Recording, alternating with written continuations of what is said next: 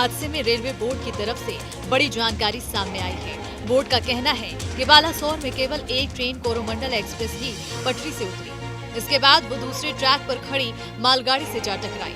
Railway board में operation and business development की member Jaya Verma Sinha ने प्रेस कॉन्फ्रेंस में ये जानकारी दी। उन्होंने बताया कि एक्सीडेंट केवल कोरोमंडल एक्सप्रेस के साथ हुआ, जिससे दूसरी ट्रेनों को भी नुकसान हुआ। रेलवे बोर्ड मेंबर के मुताबिक कोरोमंडल एक्सप्रेस अपनी निर्धारित रफ्तार से चल रही थी, जिसके बाद ये पटरी से उतरी और डाउन लाइन पर आ गई थी। इसके बाद ये यशवंतपुर एक्सप्रेस की पिछली 2 बोगियों से टकरा गई। यशवंतपुर एक्सप्रेस अपनी निर्धारित रफ्तार से डाउन लाइन से गुजर रही थी।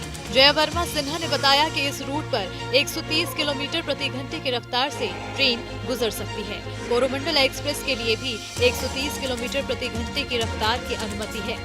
हमारे स्पीडोमीटर रिकॉर्ड के मुताबिक कोरोमंडल एक्सप्रेस 128 किलोमीटर प्रति घंटे की रफ्तार पर थी। हमारे हर एक लोगों में स्पीडोमीटर होता है। उस स्पीडोमीटर का चार्ट, उसकी हिस्ट्री कि वो कितने स्पीड पे, किस किलोमीटर पे, किस सेकंड पे चल रहा था, that comes out, that you can take out. That speedometer graph has been taken out and he was within his speeding limits. He is allowed, ये हाई स्पीड सेक्शन है, 130 kilometre permitted है यहाँ पे। इस train के लिए भी 130 kilometre per hour permitted है। He was at 128 kilometre per hour.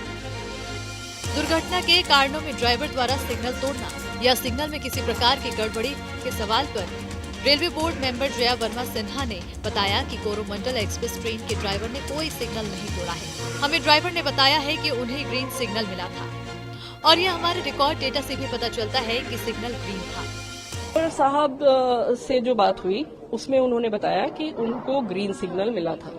तो एक ये चीज जो बीच बीच में लोग कहते हैं कि सिग्नल लाल था, उसके बावजूद वो चले गए, वो सो गए थे, ये वो। तो लेट मी क्लैरिफाई, हमारा स्टाफ जो है वो लिटरली अपनी जान को हथेली पे रख के सारे पैसेंजर्स की जान को साथ में लेके जाता है अपनी जिम्मेदारी के साथ। उसने लाल पे सिग्नल नहीं पास किया, ना उसने ओवर स्पीडिंग की। उन्होंने बताया, इससे पहले उनको बहुत चोट लगी है, पर उन्होंने साफ बताया कि सिग्नल ग्रीन था।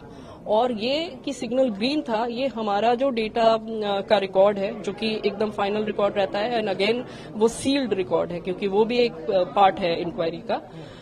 वो रिकॉर्ड भी ये दिखाता है कि सिग्नल ग्रीन था। तो पहली चीज, लाल पे सिग्नल पास नहीं किया। मामले की जांच को लेकर पूछे गए सवाल पर रेलवे बोर्ड मेंबर ने कहा कि कमिश्नर रेलवे सेफ्टी मामले की जांच कर रहे हैं और जब तक जांच पूरी नहीं हो जाती है, हम किसी भी तरह से किसी निष्कर्ष पर नहीं पहुंच सकते हैं, न ही हम सबूतों को सामने ला सकते हैं। उन्होंने बताया कि हम साफ कर रहे हैं कि दुर्घटना सिर्फ कोरोमंडल एक्सप्रेस की हुई है, जो सबको समझने की जरूरत है। ये कहना गलत होगा कि और ज्यादा ट्रेनों के बीच टक्कर हुई है। Highest court of inquiry is the Commissioner of Railway Safety. They are doing the inquiry. The CRS is there. He is stationed there. He is doing the inquiry. That is the final court of inquiry for us. वो supreme court है हमारा, और उसमें inquiry चल रही है।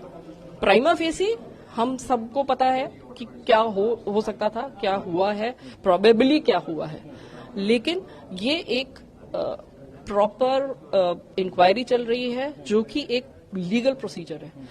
And एक sub judice case में we are not at a liberty to share the witnesses' comments, the evidence, anything that can influence the inquiry adversely.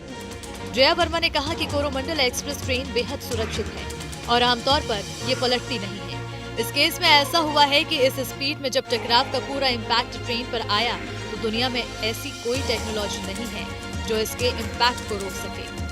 Iron से भरी हुई मालगाड़ी की सेंटर ऑफ ग्रेविटी और उसके भार के चलते इम्पैक्ट पैसेंजर ट्रेन पर आया।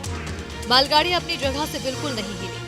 बता दें कि शुक्रवार को बालासोर में हुई ट्रेन दुर्घटना में करीब 300 लोगों के मारे जाने की खबर है।